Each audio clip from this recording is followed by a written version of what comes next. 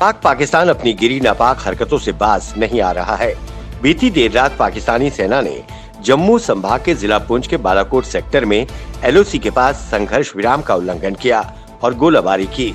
इस दौरान भारतीय सेना का एक जवान शहीद हो गया। भारतीय सेना ने गोलाबारी का मुंह तोड़ जवाब दिया है। पवित्र छड़ी मुबारक 3 अगस्त को श्रावणिमा के दिन श्री अमरनाथ गुफा में पहुंचेगी। अपने वीडियो संदेश में महंत दीपेंद्र गिरी ने बताया कि वहां सभी धार्मिक अनुष्ठान वैदिक मंत्रों और पूजा अर्चना से संपन्न किए जाएंगे।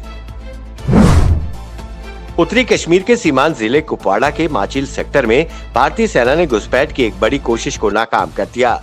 एलसी पार कर लगभग 600 मीटर अंदर घुस आए आतंकियों का ग्रुप सेना की जवाबी कार्रवाई में वापस पीओके भाग गया। सेना द्वारा सर्च ऑपरेशन चलाया गया। इस दौरान भारी मात्रा में गोला बारूद, हथियार और आपत्तिजनक सामग्री बरामद की गई है। कोविड-19 महामारी के प्रकोप ने आम आदमी के काम धंधों पर गहरा असर डाला है। लोग खाने पीने के लिए भी मोहताज होते जा रहे हैं। कई एनजीओज, राजनीतिक दल समय समय पर अपना अपना योगदान देते रहते हैं। इसी क्रम में राखी के पर्व को देखते हुए बीजेपी की महिला इकाई ने हर जरूरतमंद को हर घर तक राखी देने की व्यवस्था की है। केंद्रीय स्वास्थ्य एवं परिवार कल्याण मंत्रालय की ओर से जारी ताजा आंकड़ों के मुताबिक पिछले 24 घंटे में 57,117 नए मामले सामने आए हैं और 764 लोगों की मौत हुई। इसके बाद देश भर में कोरोना पॉजिटिव की संख्या बढ़कर 16,95,988 हो गई है और अब तक 36,511 लोगों की मौत हो चुकी है। देश भर में आज कोरोना संकट के बीच बकरीद का पवित्र त्योहार मनाया जा रहा है। ईद उल अजहा के मौके पर राष्ट्रपति रामनाथ कोविंद और प्रधानमंत्री नरेंद्र मोदी समेत देश की दिग्गज हस्तियों ने मुबारकबाद दी। प्रधानमंत्री ने कहा और दुआ मांगी कि भाईचारे और दया की भावना और बढ़े।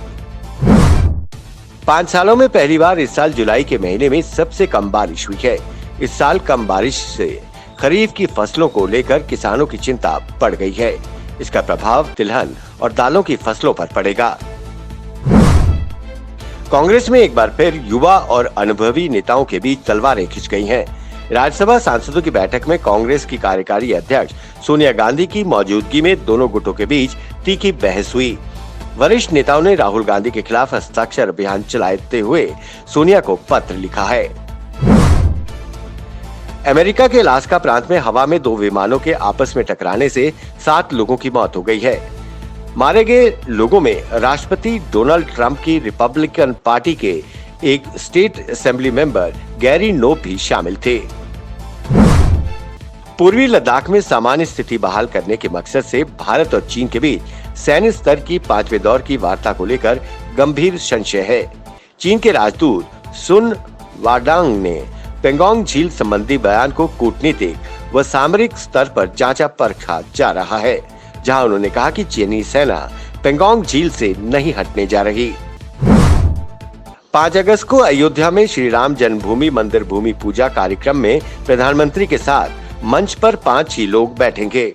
प्रधानमंत्री के साथ मुख्यमंत्री योगी आदित्यनाथ, राज्यपाल आनंदीबेन पटेल, संघ प्रमुख मोहन भागवत और ट्रस्ट के अध्यक्ष महंत नृत्य गोपाल दास रहेंगे।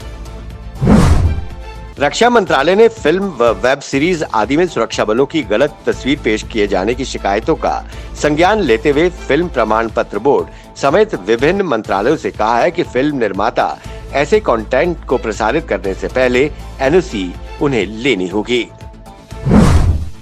नेपाल की ओली सरकार चीन के दबाव में आकर अंदरूनी सियासत से बचने के लिए भारत के खिलाफ लगातार खराब माहौल पैदा कर रही है, जबकि आजाद भारत और नेपाल के बीच मित्रता संधि के नाम से चर्चित 31 जुलाई 1950 की संधि को 70 साल पूरे हो गए हैं। सुप्रीम कोर्ट ने केंद्र सरकार को ये सुनिश्चित करने के लिए कहा है कि दिल्ली, पंजाब, महाराष्ट्र, त्रिपुरा और कर्नाटक में कोरोना के इलाज में जुटे डॉक्टर्स व अन्य मेडिकल स्टाफ को समय पर वेतन मिले। इन राज्यों पर आरोप है कि वेतन समय पर नहीं दे रहे हैं। सुप्रीम कोर्ट ने कहा कि वर्चुअल दर्शन को वास्तविक दर्शन नहीं कहा जा सकता है। सुप्रीम कोर्ट ने सवाल किया कि जब देश अनलॉक के दौर से गुजर रहा है और धीरे धीरे देश को खोला जा रहा है, तो मंदिर मस्जिद जैसे धार्मिक स्थलों को क्यों नहीं खोला जा सकता।